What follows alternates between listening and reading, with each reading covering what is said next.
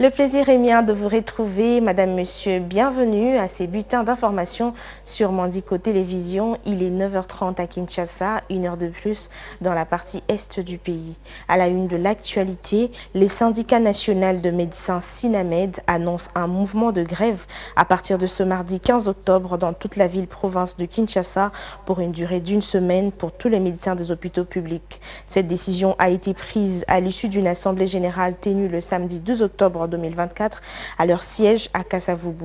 Le secrétaire exécutif provincial de Kinshasa du SINAMED justifie cet arrêt de travail par le non-respect des engagements pris par le gouvernement concernant l'amélioration de leurs conditions salariales. Le SINAMED prévoit une réunion évaluative le 22 octobre prochain. Si le gouvernement ne prend pas en compte leurs revendications, le syndicat promet de tenir des sit-ins ou de passer à une grève sèche. Suivez. Le secrétaire exécutif provincial de Kinshasa du syndicat national de médecins SINAMED annonce un mouvement de grève à partir de ce mardi 15 octobre dans toute la ville-province de Kinshasa pour une durée d'1 semaine. Cette décision a été prise à l'issue d'une assemblée générale tenue le samedi 12 octobre à leur siège à Kasavubu. Le SINAMED justifie cet arrêt de travail par le non-respect des engagements pris par le gouvernement concernant l'amélioration de leurs conditions salariales. Ils interpellent le gouvernement de la République et demandent au président de la République de résoudre ce problème en faisant un effort pour que le jeune médecin puisse obtenir un minimum. Un cahier de charge a été déposé et il y a 2 médecins injustement bloqués, qualifiés de déserteurs et ou même des décédés alors qu'ils travaillent. Certains médecins travaillent sans prime ni salaire. D'autres ont été nommés à de grades supérieurs mais sont payés depuis des années à des grades inférieurs. Voilà un résumé des revendications de médecins. Le médecin quitte le pays aujourd'hui puisqu'il trouve mieux ailleurs.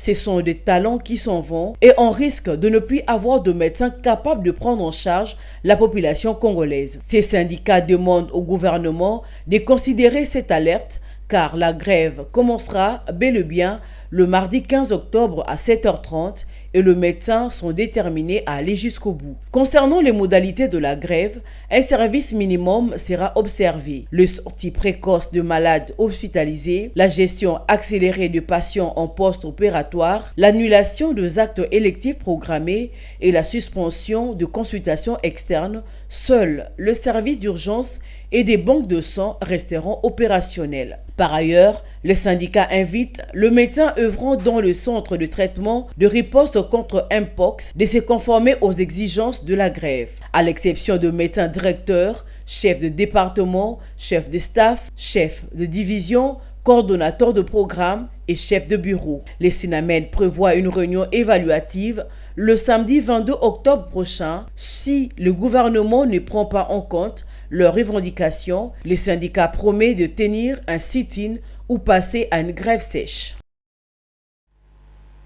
Autre chose à présent, les travaux de réhabilitation et modernisation de l'aéroport national de Bunia dans la province de l'Ituri, dans le nord-est de la République démocratique du Congo, n'évoluent pas comme souhaité. L'occupation anarchique du site de la régie de voies aériennes RVA aux abords de cet aéroport est l'une des principales causes du ralentissement de travaux, selon le commandant de la RVA Ituri.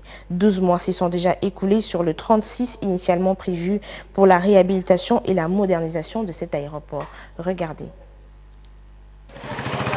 Dans 3 ans, l'aéroport national de Bunia en Ituri, au nord-est de la RDC, devrait normalement revêtir une nouvelle robe. Au rythme où les travaux évoluent ces jours, ces délais initiaux risquent de ne pas être tenus. Sur les 3 ans prévus, l'entreprise Mangabaon qui exécute les travaux a déjà consommé 1 année. Les travaux sont ralentis à cause de l'occupation anarchique de l'espace prévu pour l'élargissement de la piste et la présence d'un campement de la MONUSCO sur le site par les particuliers. Selon le commandant de la RVA Ituri, une fois cet espace libéré, les travaux vont s'accélérer. Il y a beaucoup de difficultés que nous avons constatées, ou bien que nous avons rencontrées. D'abord, c'est, vous savez, on construit, pratiquement c'est construire un nouvel aéroport sur l'ancien site. Il y a eu des occupations d'abord de la population.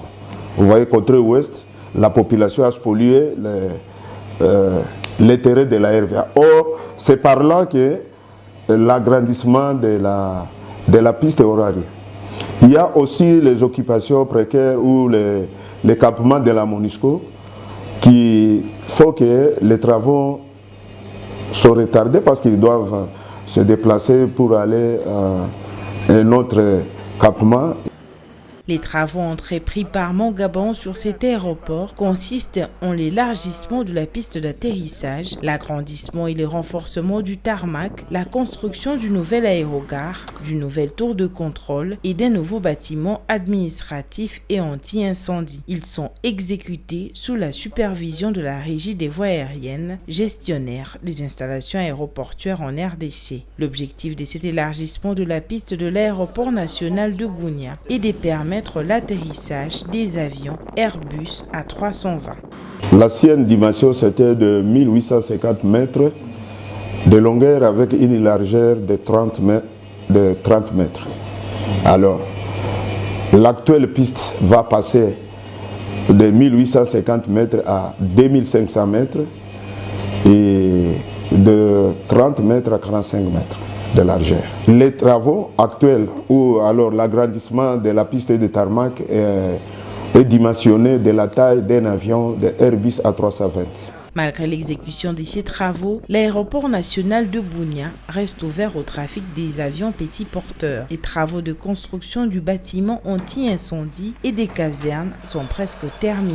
Les autorités de la RVA pensent au déguerpissement de ses occupants parce que ces derniers avaient déjà reçu des indemnités pour trouver des logements ailleurs, loin de cet aéroport. Mais jusqu'à ces jours, ils ne veulent pas libérer l'espace spolié de l'aéroport national de Bunia.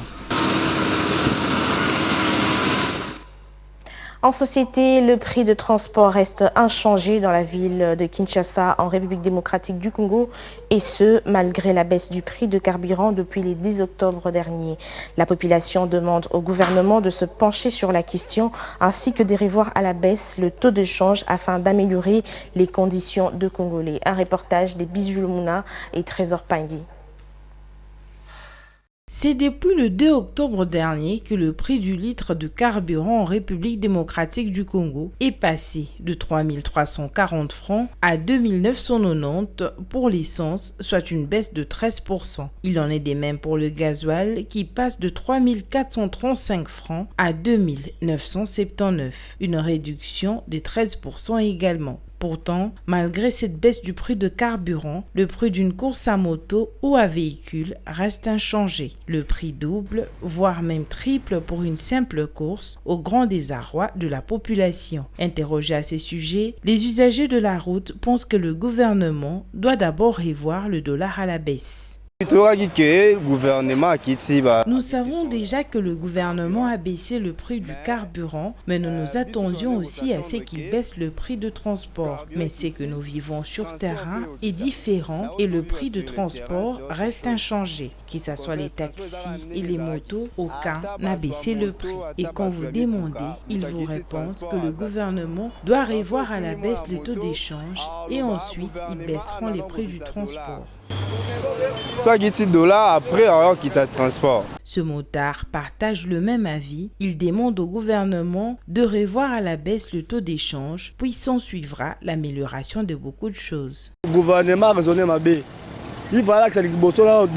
Le gouvernement doit d'abord revoir à la baisse le taux d'échange. On dépend complètement du dollar et le pays est dollarisé. On doit d'abord revoir à la baisse le taux d'échange et les prix des denrées alimentaires. Et l'État congolais a du mal à fixer les prix du transport parce que les produits sont à la hausse.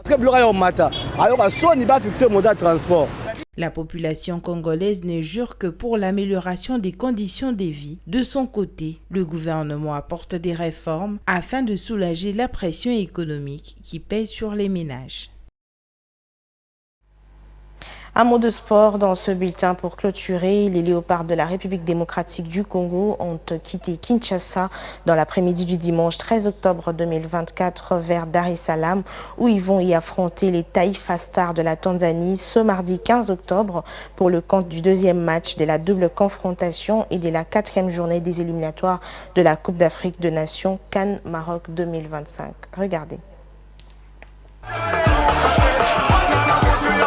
Peu avant de s'envoler, les Léopards se sont entraînés très tôt au matin au stade des Martyrs, question de bien assimiler la dernière phase tactique pour aller désillusionner la Tanzanie devant son public. Les Léopards étaient donc à leur 3e séance d'entraînement après le match aller le jeudi dernier à Kinshasa. Le défi qui nous attend le mardi est plus difficile que celui du match aller. Connaissant l'écart entre les deux équipes, la Tanzanie ne se laissera pas faire une deuxième fois de suite contre nous.